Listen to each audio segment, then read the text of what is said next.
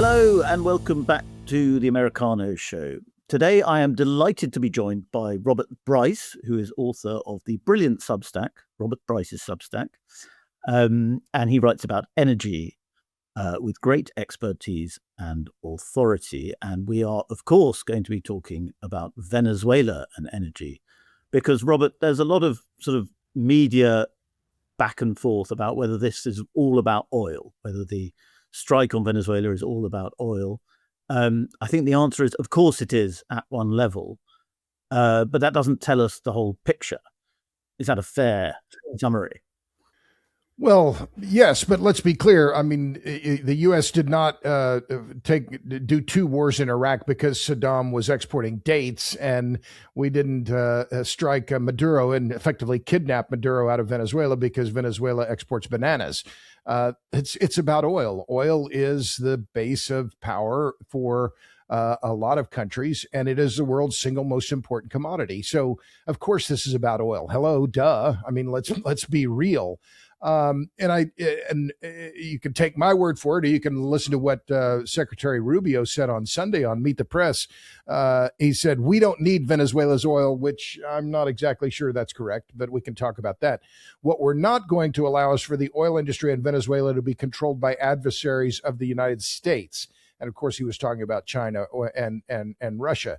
But that's the key, not going to allow it to be controlled. Right. So it's the control of the oil that's the key here. Some of that oil, yes, is going to go to U.S. refiners, and the U.S. refiners need that heavy sour crude. But it's the control of the flow of oil. And that was the issue in Iraq as well.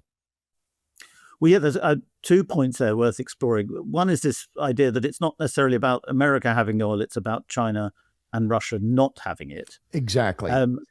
And the other is that point you make about the refineries in the south of America, south of the United States, I should say, particularly in Texas, I believe, that they have the capacity to process this crude. Could you tell us a little bit more about that? Sure. So when we talk about oil and crude oil, and Freddie, we have to be very specific, because the oil that comes out of the ground in Texas, for instance, out of the Permian Basin now, that's called light sweet oil. It's called West Texas Intermediate is the category under which it's sold, and that's the hub is in Cushing, Oklahoma, et cetera. Well, that oil is light and it's sweet. It's not very good for producing diesel fuel and jet fuel. And so a few years ago, what was key for the U.S. oil industry was the ability to export that crude, because it's a mismatch for America's refining base. So the majority of the refineries that are on the U.S. Gulf Coast, that's largely Texas and Louisiana, although some in Mississippi as well, they have I'm going to give you a technical term here, a high Nelson complexity index. They invested billions of dollars to be able to handle heavy sour crude, because that was what was available for years. And so they want that heavy sour crude. The U.S. exports light sweet and imports heavy sour. And that heavy sour crude is what those refiners make their maximum profits on.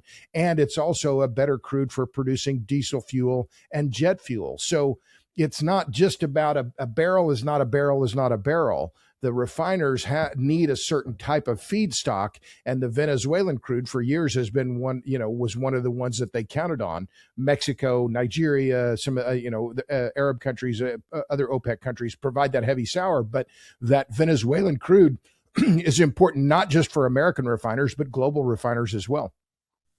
And Donald Trump has talked about American companies investing billions in Venezuela to build back up its oil industry, sure, which of course was initially discovered by Americans. It was American exploration that really revolutionized Venezuela's oil capacities. Well, Chevron has been in Venezuela since 1923. And so, yes, U.S. companies have a very long history in Venezuela, and I think deserve a lot of the credit for building up Venezuela's oil production capacity through PDVSA, Petróleos de Venezuela S.A. But over time, and particularly when Hugo Chavez took power in Venezuela in 1999, PDVSA, the state-owned oil company, just gradually was rotted from the inside, because Chavez and then later Maduro, when he came to power in 2013, just replaced the people who were the technocrats, the real engineers, the people who had real expertise within the state oil company, replaced them with cronies. And so Venezuela's oil output has faltered, in fact, fallen precipitously, rather, due to this, let's call it what it is, corruption within the state-owned oil company. So yeah, Trump can talk about U.S. companies going into Venezuela and investing a lot of money, but they're going to be very cautious because of the decades of neglect. And I think the key issue now in the very near term is going to be obviously security. Who's going to go into Venezuela without a lot of people with armed, with heavy weapons around them to protect them, to make sure they don't get robbed, killed, et cetera.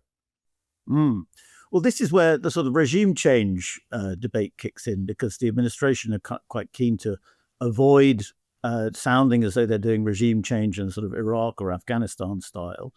But nonetheless, Trump is talking about running the country. Howard Lutnick's talking about rebuilding Venezuela, particularly the oil industry.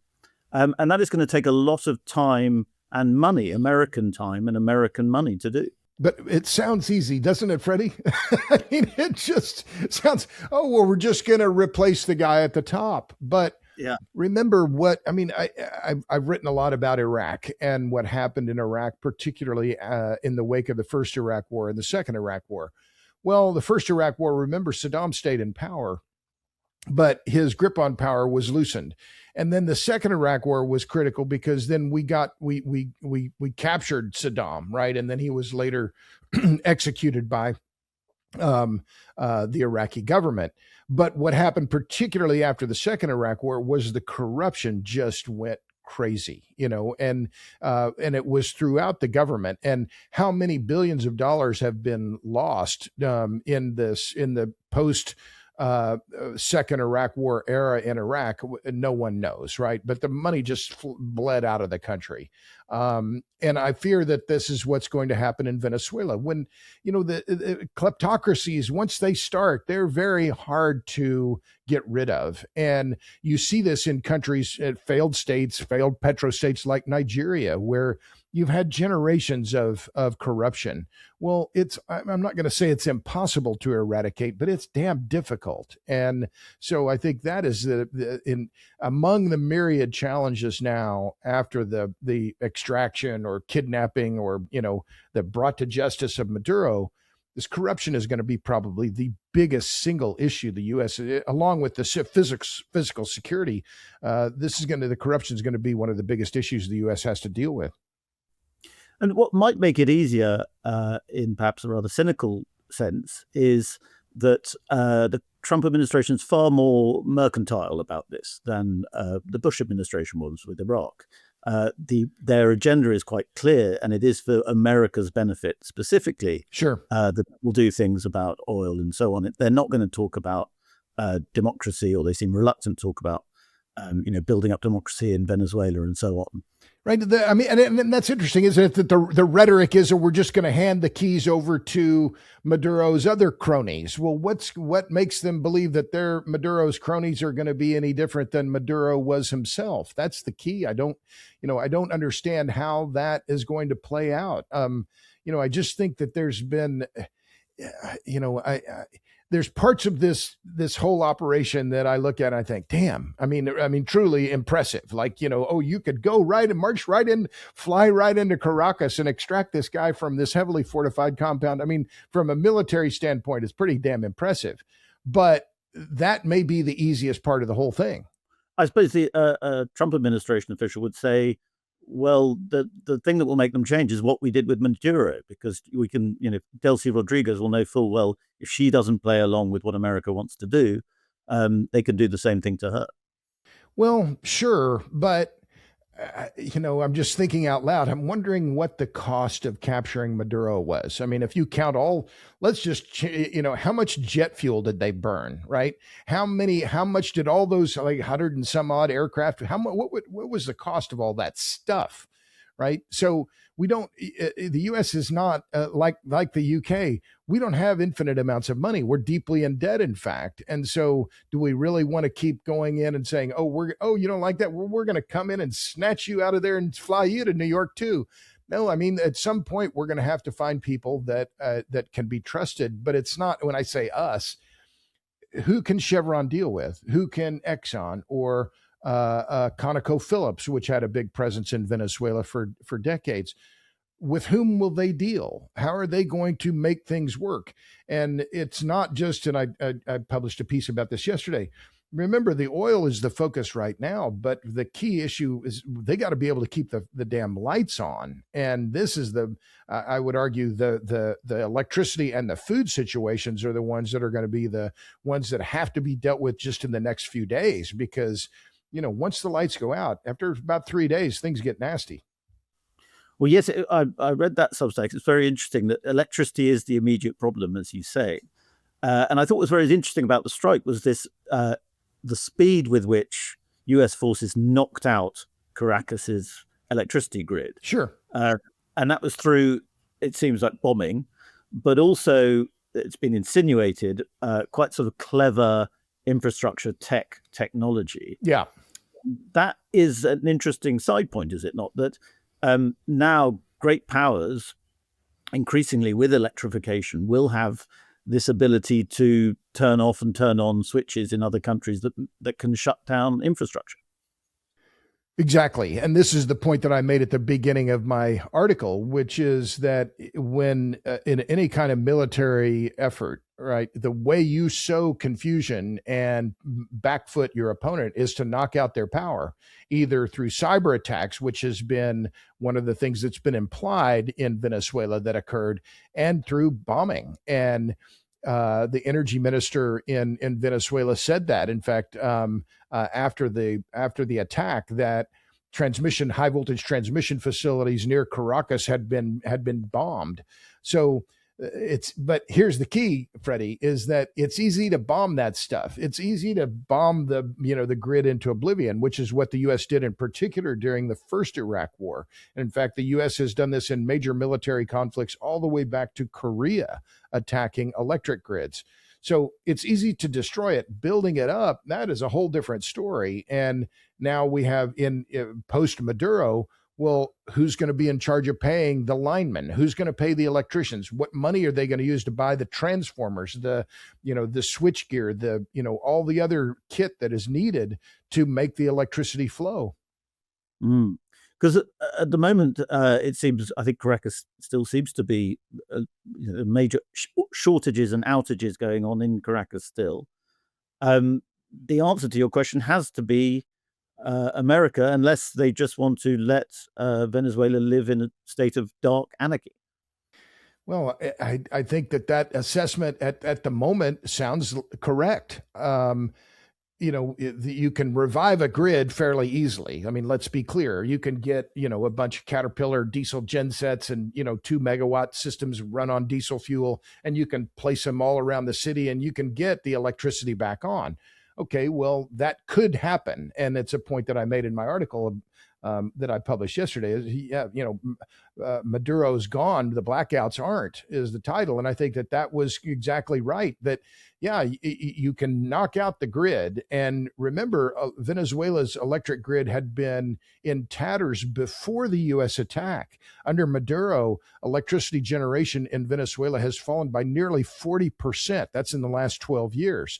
So the country was already, in terms of economic wealth, and electricity use is a proxy for economic activity, it was already in tatters. And now we've destroyed part of the grid, and the country is in dire shape due to the sanctions.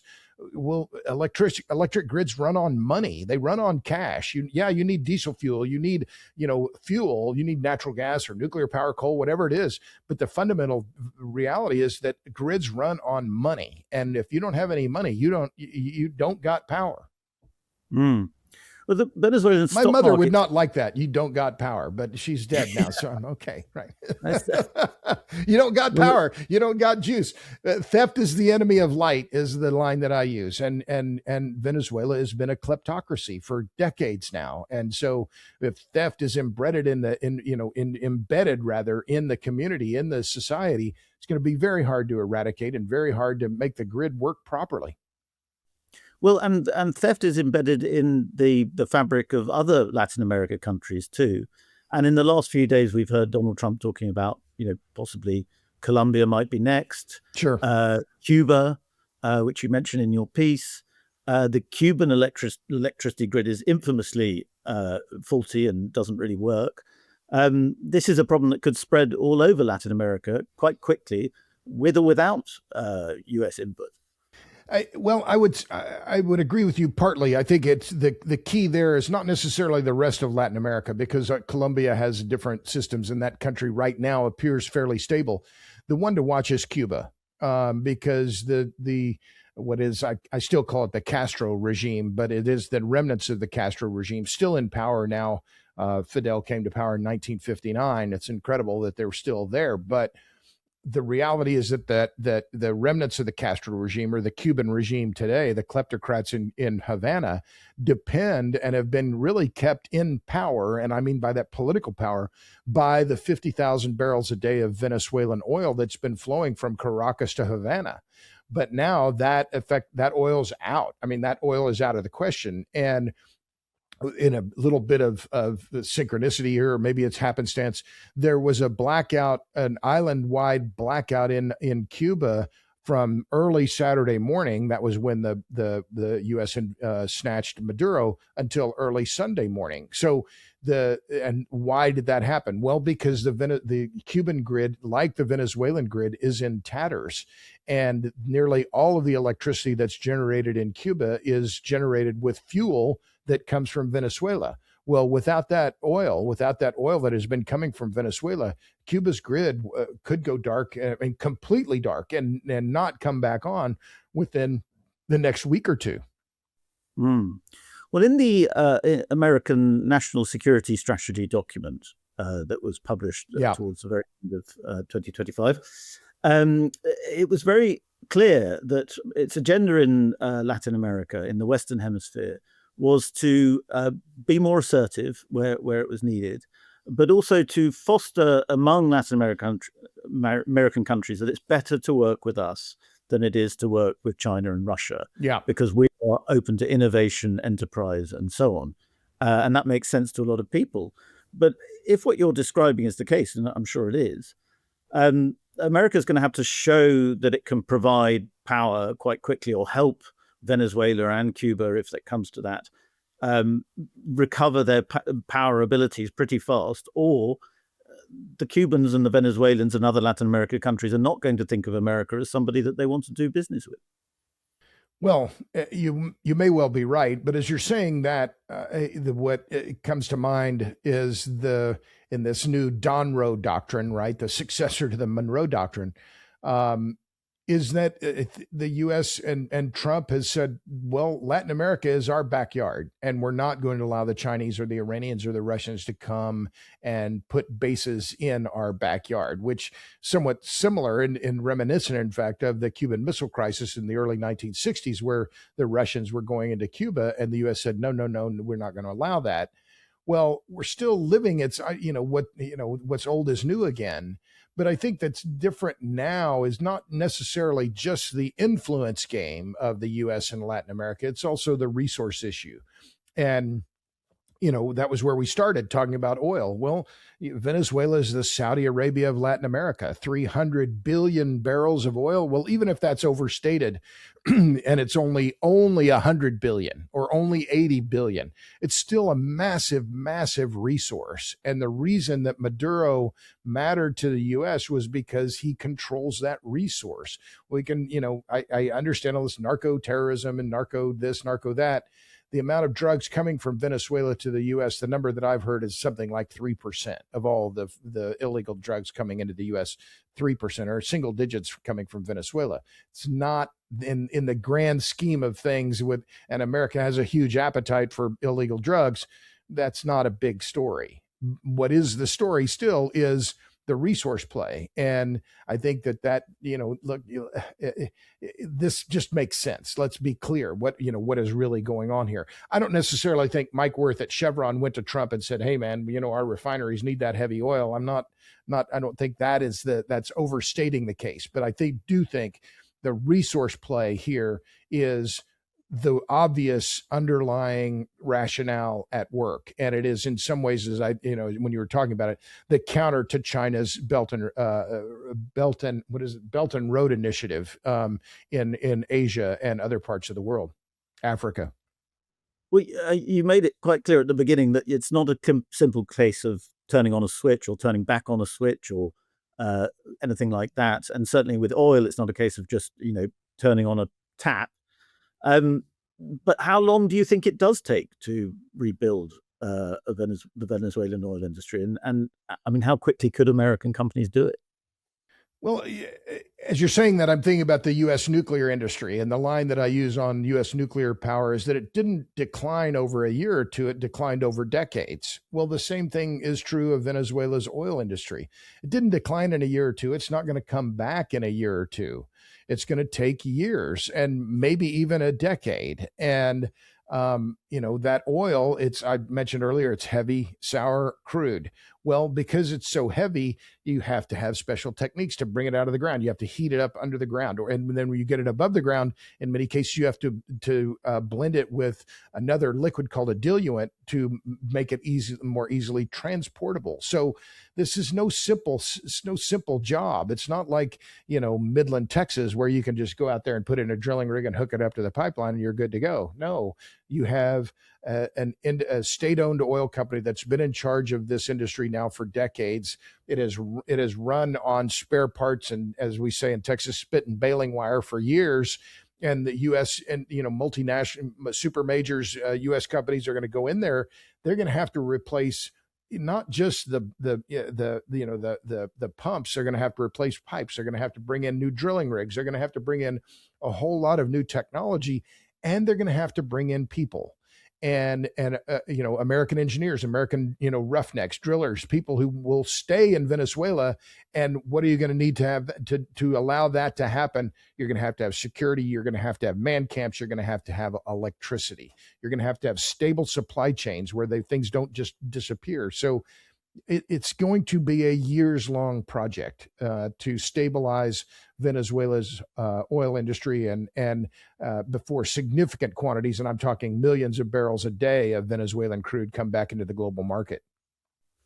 Well, we've had you on this podcast before, and we've talked about Western grids, America's grid, sure, Britain's grid, and so on. And we as Western powers have not always been very good at sustaining our own grids in our highly developed societies. Of course, we're encumbered by net zero and green agenda things that stop us being able to produce the amounts of electricity that we want. That doesn't seem to be the case with the Trump administration, but it's still a bit of a concern that in America there are problems with the grid. How do we expect to suddenly create a perfect grid in Venezuela or Cuba? It's a great point. Great point, Freddie. And, to turn it back to you in Britain, Keir Starmer and his compadres, Ed Miliband, are talking about AI and building, making Britain a powerhouse in artificial intelligence. My response is, dude, you don't have the power. You don't have the juice to make that happen. And further, I saw Catherine Porter had a good post on this, and David Turver's been writing about it on Substack as well. Your electricity prices are 4 times that of the rest of the world. I mean, 4 times the average, rather, in the European Union. You're not going to attract industry given that high cost of power. But now, turning back to the U.S., yes, we have rather significant challenges facing us in terms of electricity supply, given particularly the massive amount of new demand that's coming on from data centers and AI and big tech. Google. I live in Austin, Texas. I drove through Abilene a few weeks ago. One data center that OpenAI, the company that owns ChatGPT, that one campus needs 1.2 gigawatts of power. That's 1,200 megawatts. That's one major nuclear power plant by itself. So we have, projects like that all across the country going up. So the power demand that is coming in the U.S., it is looming due to data centers and AI, is enormous. But we have an advantage. We, the U.S., have an advantage over you in the U.K. and a lot of other parts of the world. We have abundant natural gas, and meanwhile, you're effectively prohibiting drilling for gas, even though you have plenty of it. Mm. Another aspect that we should probably talk about is the minerals.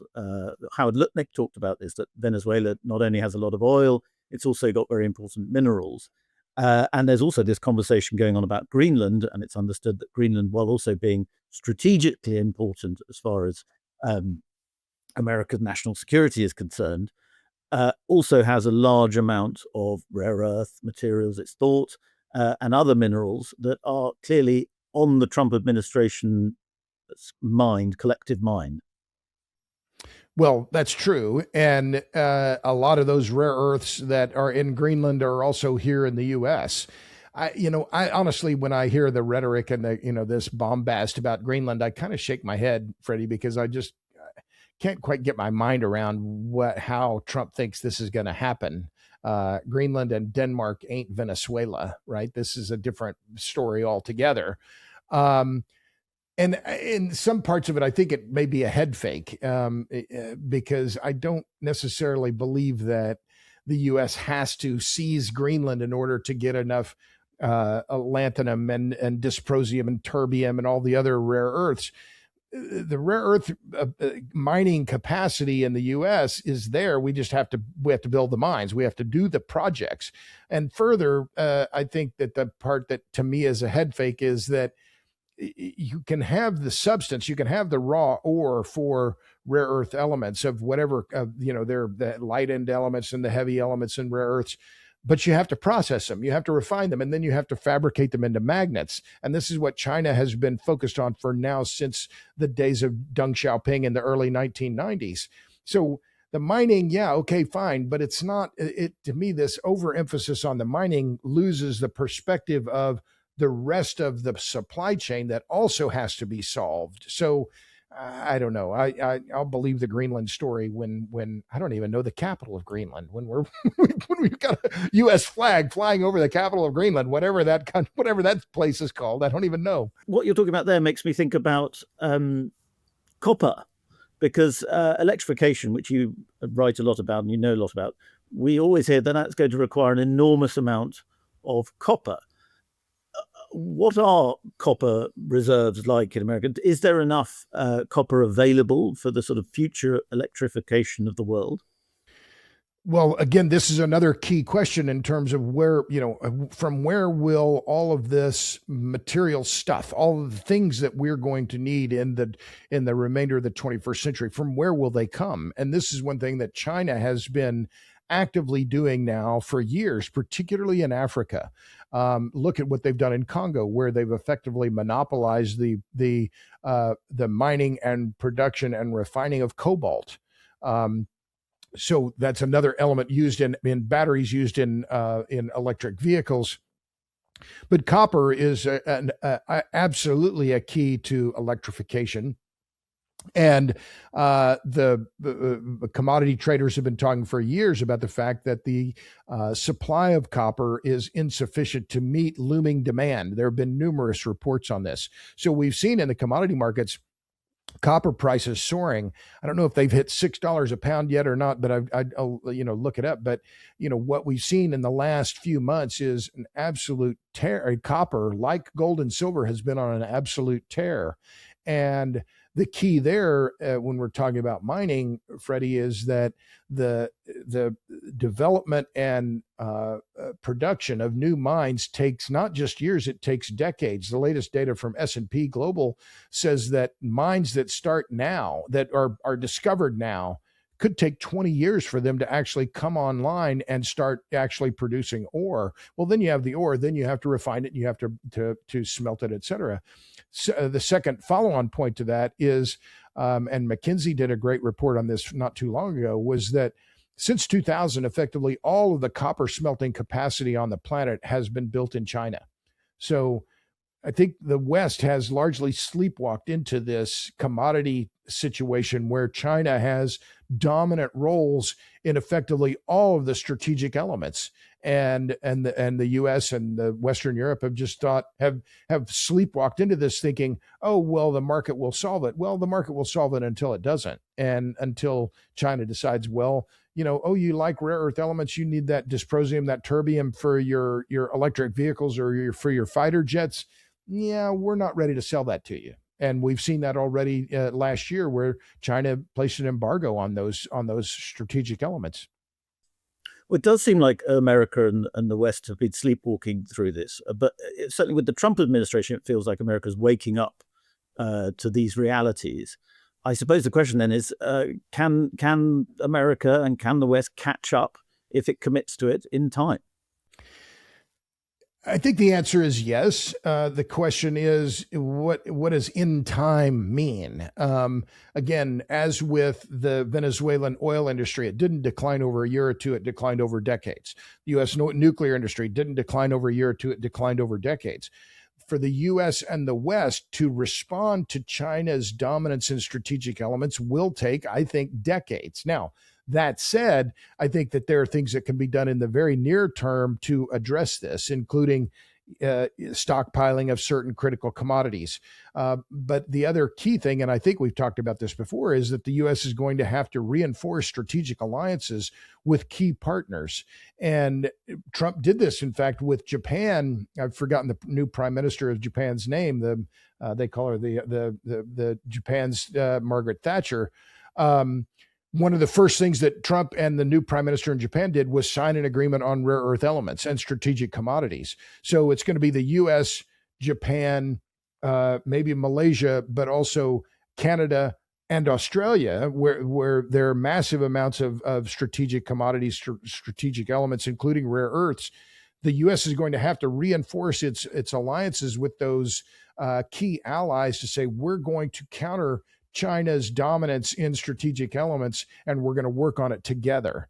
And there may well be, as my friend Lisa Reisman, who has talked about this, there may develop a situation where there are two markets, where China has one price for copper and rare earth elements, and there's another price, perhaps a higher price, that the U.S. and its allies are willing to pay to make sure that China doesn't control the market for as I talked about with rare earth elements, europium, dysprosium, terbium, lanthanum, neodymium, et cetera. But the U.S. has to, and I think this is an imperative, actually, a national security imperative. The U.S. is going to have to do that with its allies in order to counter China. Well, Robert, I think you once said to me that energy is life, and that seems very true to me. And you have the life force in abundance. So it's always a great pleasure with you. And thanks for coming on to Americana. It's always a pleasure, Freddie. Thanks.